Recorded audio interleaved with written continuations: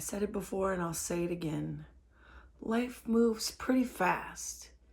If you don't open your eyes and look around once in a while, you're gonna miss it. Hey, hello. Welcome, beautiful souls, to your full moon collective moon circle reading. Wow. How you doing? How you feeling? How are things flowing for you? I'm so excited to share space with each and every one of you. I know that this circle is going to be magical and I'm ready. I'm excited. This moon circle feels different. This moon circle feels different and I'm really grateful. You know, I think that we've got some big energy coming in. The preparation that I've done has felt really rewarding. And I'm just hyped. So I want to do this reading a little bit differently than maybe a reading that you've seen from me before, which 2025, new year, new bitch, let's go. I want to start off by pulling an Archangel's card. This is the deck that I'm going to be pulling from for us. And I just want to read the card actually to get the reading going. And usually you guys know I pull cards from the guidebooks at the end, but this just feels right. Feels right to start with an Archangel here. I also have Raphael coming in as well. Amethyst. Okay, Metamorphosis. Oh, I love this. You are in a vortex of deep transformation. Surrender to the process that's unfolding. There's Metatron too as well. Wow. Look at that card though. Amethyst. I had no idea that there was an archangel named Amethyst. Amethyst, sometimes called Holy Amethyst or Lady Amethyst, is an ascended angelic being and divine feminine archangel connected to the energies of transformation and transmutation. She is the divine counterpart of Zadkiel, the keeper of the violet flame, and for that reason has been seen as a guardian of that energy, or even a personification of it. The only documentation of her appears in a New Age teachings from the 1980s onward, but she is well regarded and trusted by healers and psychics as an angel who is helping bring in a new golden age. Her sole mission is to help us take what has challenged us and transform it into a mission to serve the earth. Wow, let's run that back.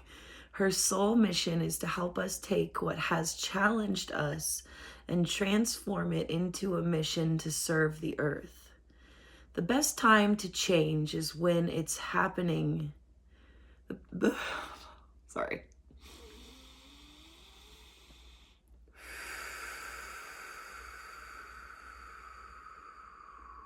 The best time to change is when change is happening around you. Not on the full moon though, too. Like, okay, this is a powerful and enlightening moment of your journey, for you are in a process of deep transformation.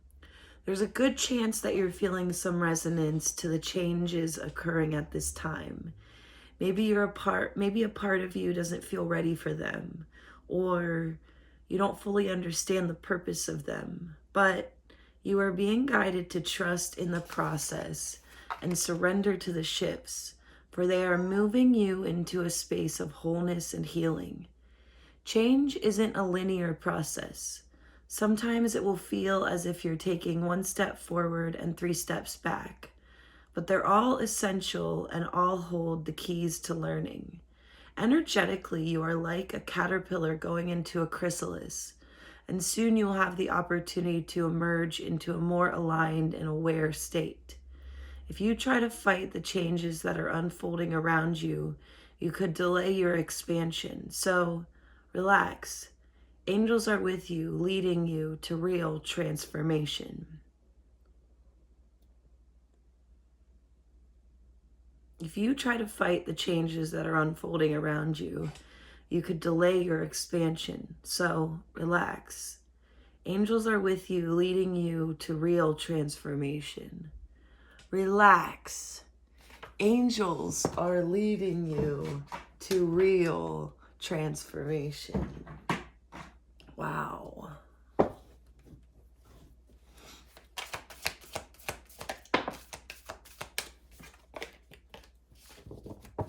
Learning to breathe and hold the space. Space is for the silence and the things I need to say. Places for the victory and the pockets of pain.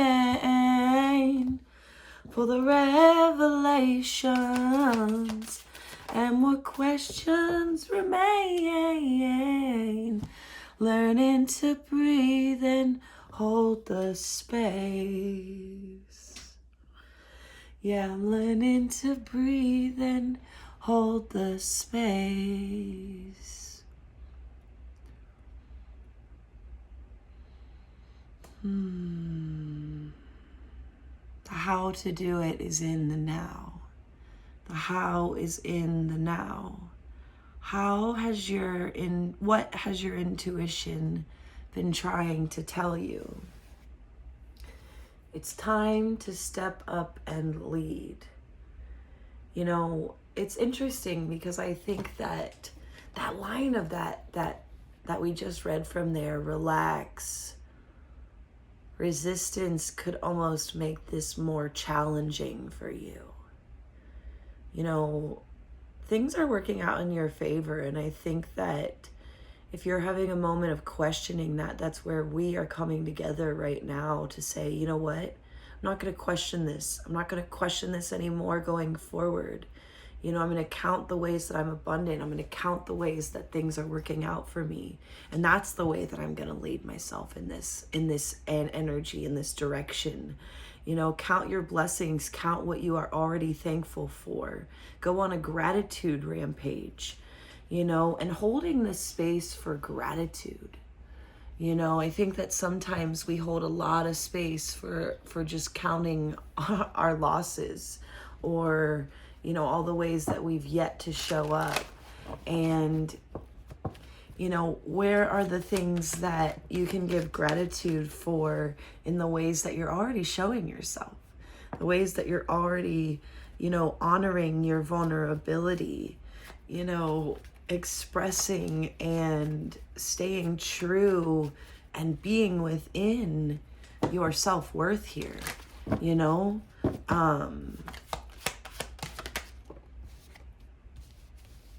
You are in a safe space, you know. Wow, my body is a safe space, and go with the flow. I want you to think about for a second here what it looks like to hold the space for you to show yourself. What does it look like for you to hold the space for you to show yourself? What does it actually look like to honor and value your own self-worth here? You know, and I think sometimes it takes taking a moment of realizing where we haven't been honoring the depths of our value and our worth, you know, and there's a lot of healing, I think, that's really necessary, especially if we've been through places or situations where maybe our ego has been broken down. Maybe you're in the process right now of breaking down your ego, you know, taking inventory of who and what honors you as much as you honor them or it, right? People, places, situations. You know, I was just talking to one of my best friends here, the Fool on the bottom, around, look at how beautiful that is. You know, it's one thing to have an idea of what we desire, right? I think a more motivating energy in our experience is recognizing what we don't want. You know, there's sometimes a need to empty so that we can step forward, right? And I think for this collective of beautiful soul beings, it's like you've been recognizing, you've been taking inventory here. The fucking sun, pardon my French here. You know, inventory as well of where the conflicts lie, what's been hidden, what is necessary and what is not necessary within this rebuilding. And for a lot of you, this may be not even a rebuilding as in like a collapse from something, but this could be a new foundation. You know, I was just sitting here thinking about like, damn, it's gonna hit me. It hit me hard, shit. Tearing up. You know, thinking about how far and how much I've grown in this space, in the way that I serve, in the way that I show up. You know, and a lot of you have been there for the whole part of my journey, you know, and at least in the public part of my journey, right? Wow, High Priestess. Yeah, boss shit, intuition, connectivity.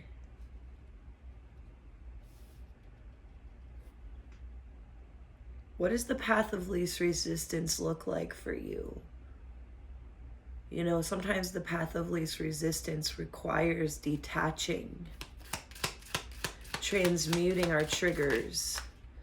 First, we have to recognize what those triggers are for us to have power over them.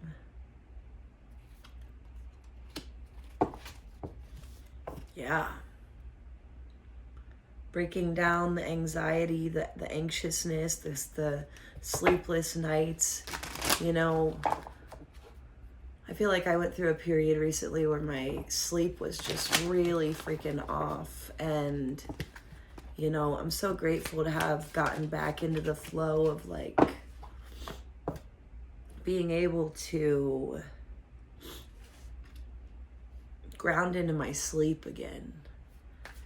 You know, honor that restful period.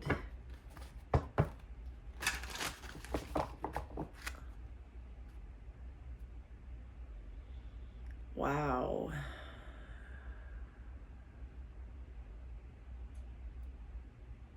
I'm just hearing what you, okay, so you know what they showed me? They showed me Nikola Tesla and the way that he committed his life to, you know, I think one thing about Nikola Tesla that is an incredible part of his journey and who he was is he not only did the work for and created inventions, revolutions, you know, different advancements within technology and just experience that were so applicable in his, you know, current time that he lived, right? He also set up future generations. You know, with knowledge, he set the things and the research that he did, he, you know, set up concepts, ideas, messages of knowledge for those that would come after him. You know, because I think that he realized that, you know, he could only do so much advancement with his own life path and his own life experience, that, you know, the collective thread that he sort of weaved, man, it's powerful, you know. And with this 10 of Wands here, the 10 of Wands talks about holding on to energy that's heavy. Medusa could be significant for someone here. The reason that you're being asked to lay down this burdensome energy is you have a revolution to activate. You are going to create an inheritance of energy, of knowledge, of spirituality. And it's okay to have gone through heartbreak. It's okay to feel like, you know, the hope has been challenged, you know, like, but there's a newness here. Two of Swords with the Ten of Pentacles. Wow. Two of Swords with the Ten of Pentacles. That's so wild. That is literally making a decision around inheritance. Wow. If I can be this divinely tapped in, so can you. The time is now. The time is now, my beautiful friends.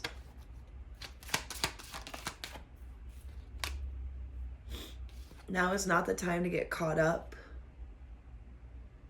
You know, I think that this collective has made some very big breakthroughs around spaces and places that you have felt that you could not pour from your cup into your other cup. You have two cups. Balance them. Wow. Justice. Things are going to balance for you. Whoa.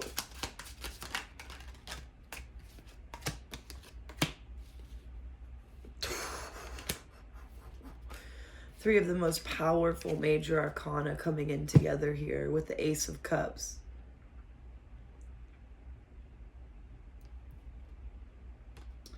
And the Knight of Pentacles. Nothing has been wasted.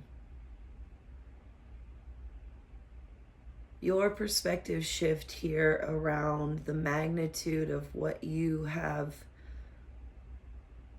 established.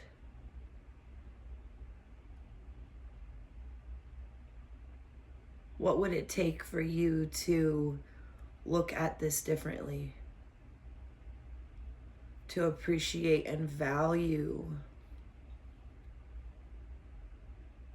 what has been established, what is completed, so that this newness can come in here. The Star in the White Newman. I don't even know what the White Newman is. Let's read that together. The Star's about a rebuilding. It's a card of hope. You know, it talks about sometimes when the things crumble, there's value in the rebuilding, because you get to choose what bricks you want to lay. You know?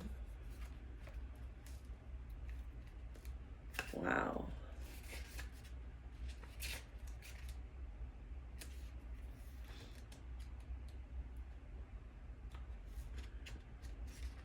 I've never pulled this White Newman card, so I have no idea what it's about.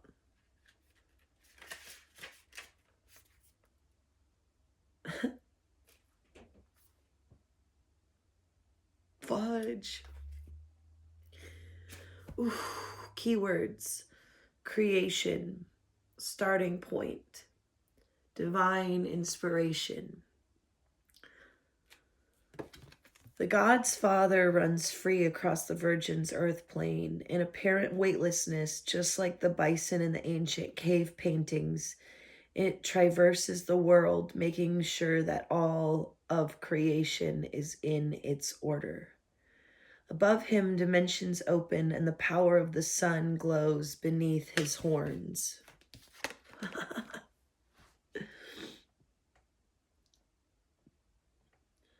The bronze star and the bird guide him as the morning breaks.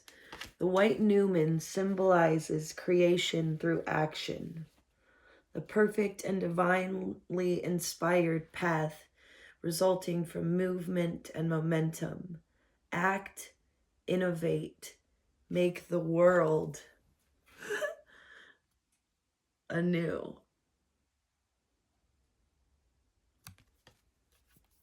Wow. Act, innovate, make the world anew. Wow. So let's get some advice. Let's get some guidance. What a beautiful freaking reading. I'm so excited to see y'all in this moon circle.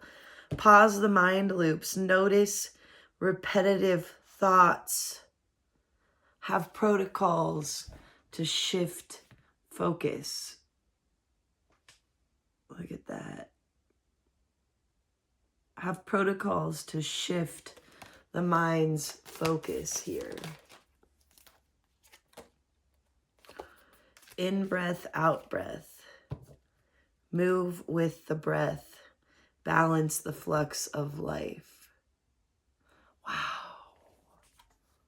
Wow.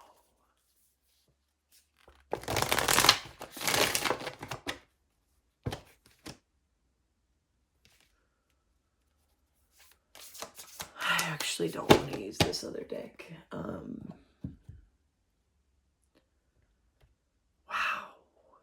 I'm going to use this one here. And I'm actually going to pull us another Moonology oracle here.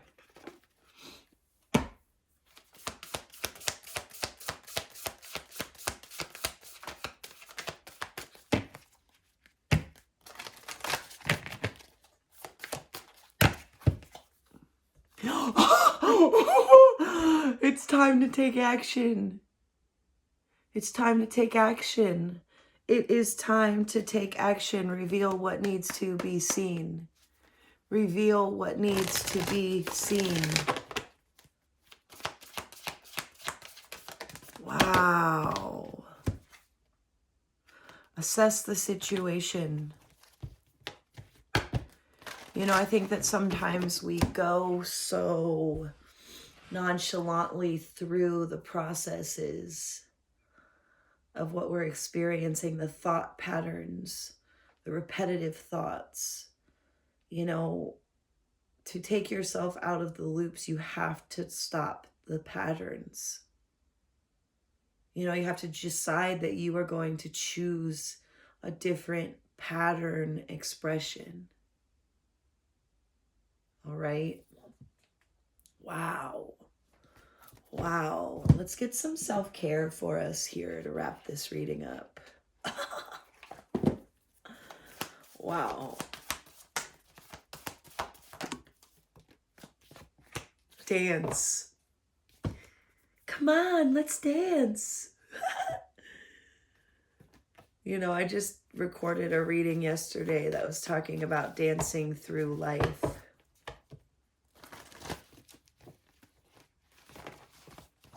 It's time. I am loved. Sacral chakra. Look to the stars. Look to the stars. Dance and sing. One more here. Wow. Dance, sing, music. You can't make this up. That's how you're going to shift. That's how you're going to transmute energy. You're going to connect to the power of sound. All right. I love you, friends. What an honor to read for you guys. Wow. I will see you on Monday. So much love.